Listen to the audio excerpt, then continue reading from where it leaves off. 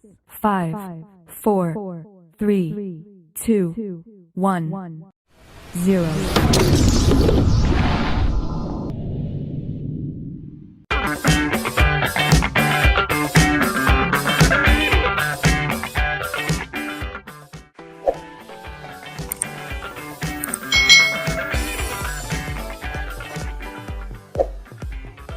Hai,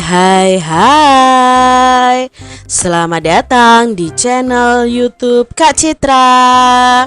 Apa kabar nih adik-adik semuanya? Kak Citra berharap kalian dalam keadaan yang baik, sehat, dan siap untuk belajar. Hari ini kita akan belajar bersama-sama untuk mata pelajaran tematik kelas 3. Kita belajar di tema 3, benda di sekitarku, subtema 2, wujud benda, pembelajaran yang kelima.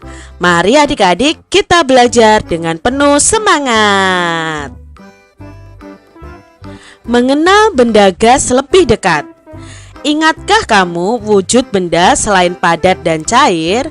Benda juga dapat berwujud gas. Adik-adik, pada pembelajaran sebelumnya kita sudah belajar tentang wujud benda padat dan benda cair.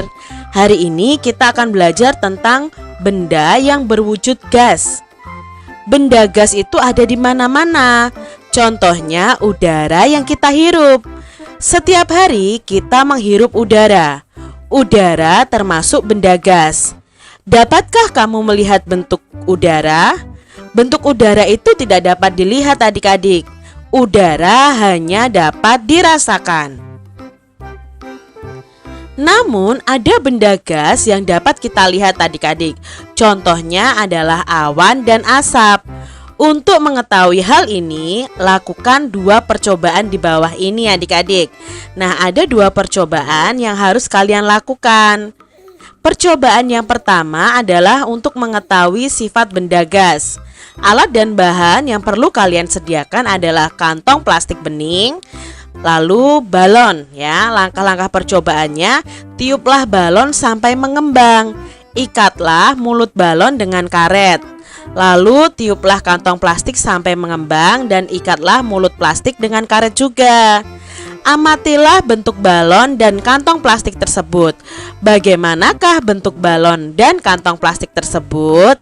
Nah adik-adik, ketika kita meniup balon, otomatis di dalam balon itu ada udara atau ada gasnya. Nah bentuknya akan menyesuaikan bentuk balonnya. Begitu juga dengan kalau kita meniup di kantong plastik bening, otomatis bentuknya akan menyesuaikan kantong plastiknya ya adik-adik ya. Ini misalnya dari gambar Kak Citra ini ya. Kalau balonnya berbentuk bulat seperti ini ya udaranya akan berbentuk bulat seperti ini. Kalau balonnya yang berbentuk seperti ini ya akan berbentuk seperti ini adik-adik.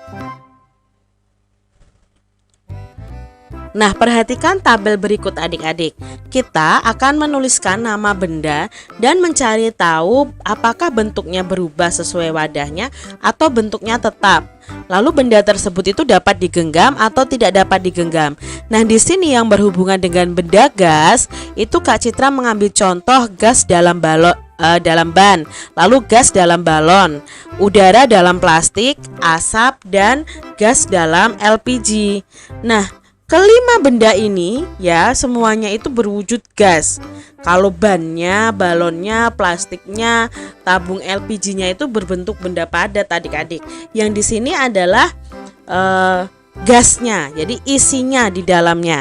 Nah adik-adik, kalau gas itu dipindah tempat, apakah bentuknya berubah sesuai wadahnya atau bentuknya akan tetap? Misalnya Kak Citra akan memindahkan gas dalam ban ke gas dalam LPG. Apakah bentuknya itu akan seperti ban gasnya atau menyesuaikan seperti bentuk tabung LPG?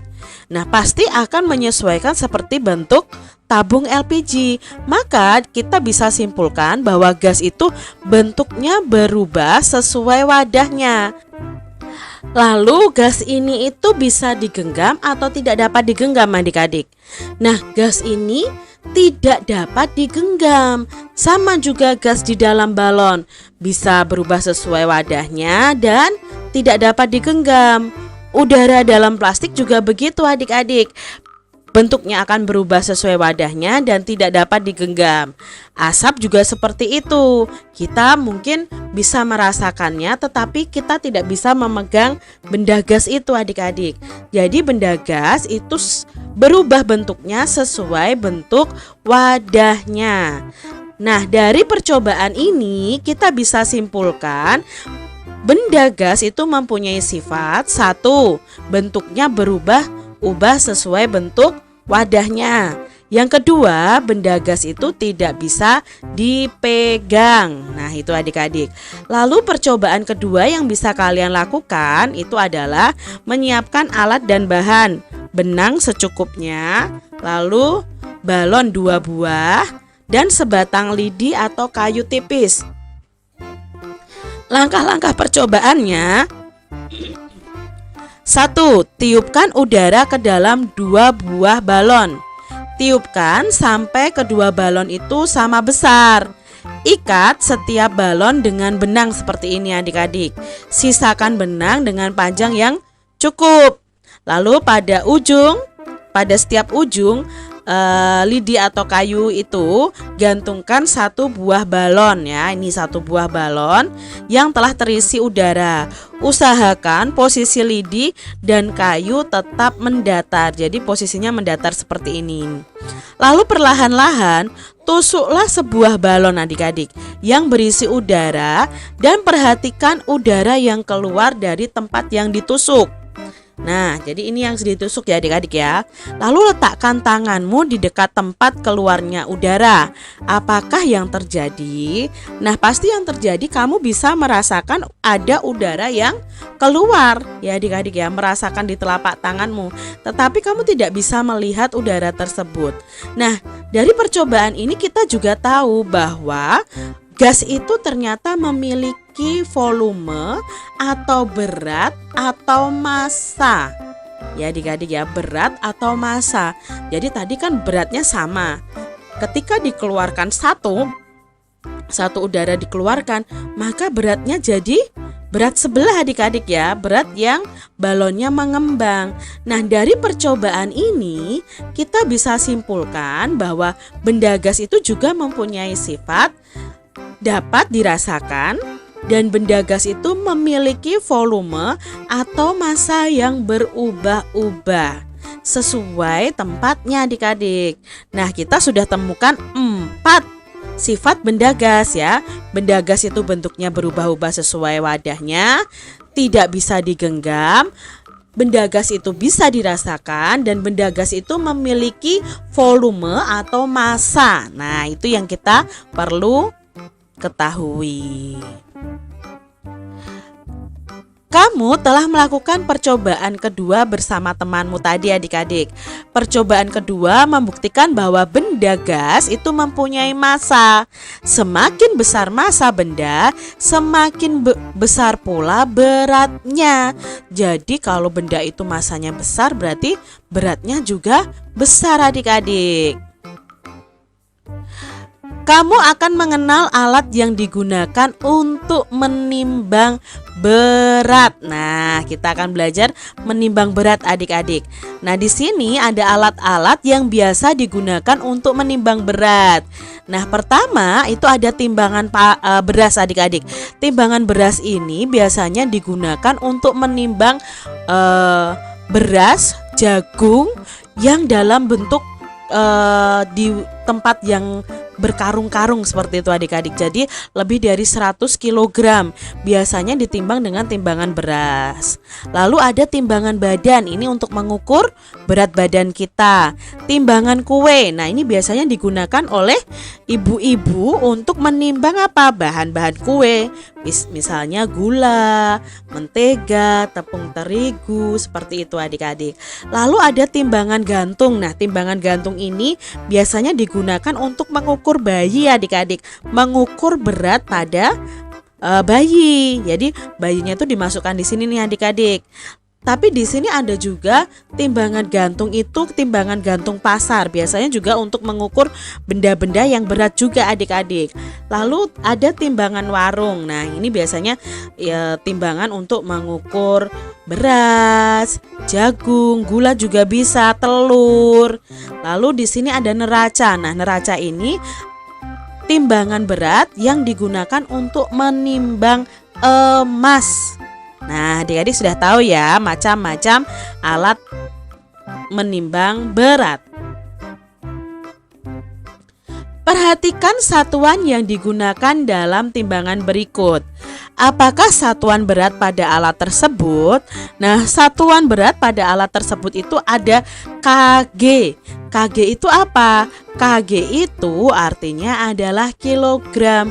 Jadi, untuk mengukur suatu berat itu kita bisa menggunakan satuan kilogram dan gram. Adik-adik, ada satu lagi ya, kilogram dan gram yang akan kalian pelajari.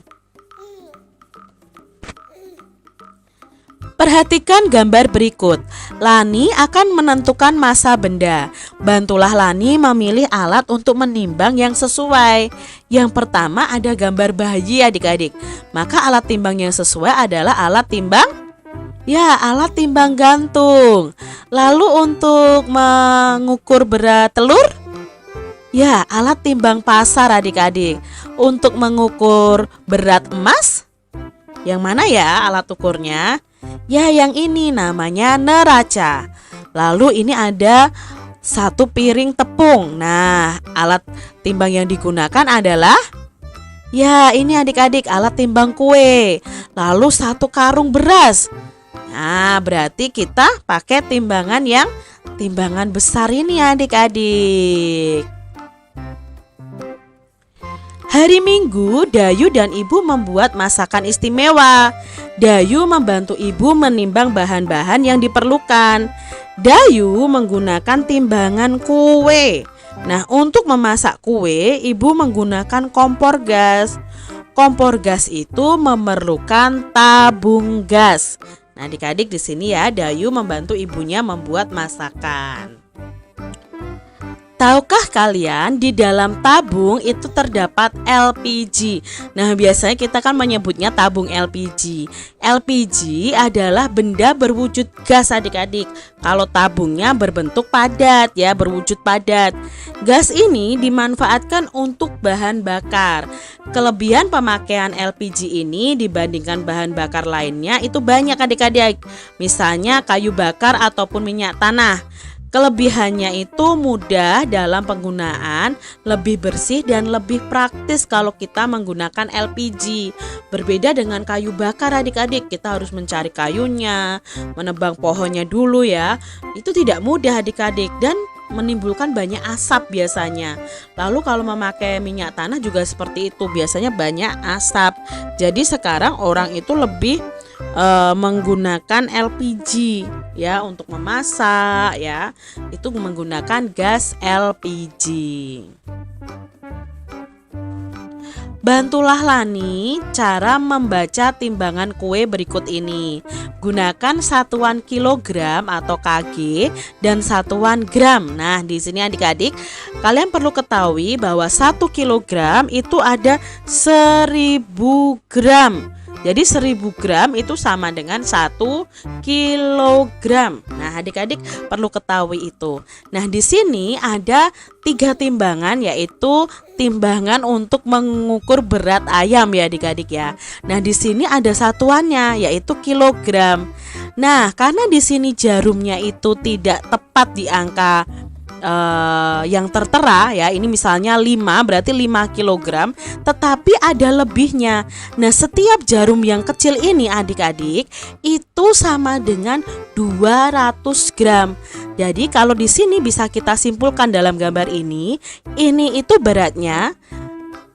Jarum sebelumnya adalah di angka 5 kg, berarti 5 kg lebihnya berapa? Nah, 5 kg lebihnya ada 1 jarum. 1 jarum itu nilainya 200 gram. Maka beratnya 5 kg lebih 200 gram. atau 5 kg 200 gram. Lalu gambar yang kedua adik-adik, ya, timbangan yang kedua. Ini beratnya berapa? Kita lihat jarumnya itu di angka berapa. Nah, di sini tidak ditunjukkan. Maka kita lihat di angka sebelumnya, yaitu angka 4, berarti 4 kg. Lebihnya, nah kita hitung jarumnya nih. Jarum yang kecil ini nih, 1, 2, 3. Nah, kalau satu jarum itu 200 gram, maka kalau 3 jarum itu ada 600 gram. Jadi berat ayam ini adalah 4 kg 600 gram, atau 4 kg lebih 600 gram. Lalu ayam yang ini adik-adik, berapa ya beratnya? Lah di sini kita tahu bahwa beratnya itu 3 kg. Lalu lebihnya, di sini 200 ditambah 200. Ya, 400. 400 apa? 400 gram. Maka berat ayam ini adalah 3 kg lebih 400 gram. Begitu adik-adik cara mengetahui berat suatu benda. Nah, di sini Kak Citra punya soal. Coba adik-adik kerjakan ya. Tulis jawaban kalian di buku tulis kalian masing-masing. Pernahkah adik-adik memperhatikan asap yang ada di sekitar kalian? Banyak asap di sekitar kita. Misalnya asap kendaraan, hasil pembakaran sampah, dan dari sebuah pabrik. Apakah wujud asap itu? Nah, asap itu berwujud gas adik-adik. Walaupun di dalam gas itu mengandung campuran benda padat. Nah, hal itu ditandai karena masih dapat dirasakan dan dilihat wujudnya. Padatan yang ada di dalam asap itu biasanya berukuran sangat kecil. Nah, itu tadi adik-adik, asap itu termasuk benda gas. Udin membaca berita tentang bencana kebakaran. Bencana tersebut terjadi di beberapa wilayah di Indonesia selama tahun 2015. Kondisi ini mengakibatkan asap menutupi beberapa wilayah di Indonesia.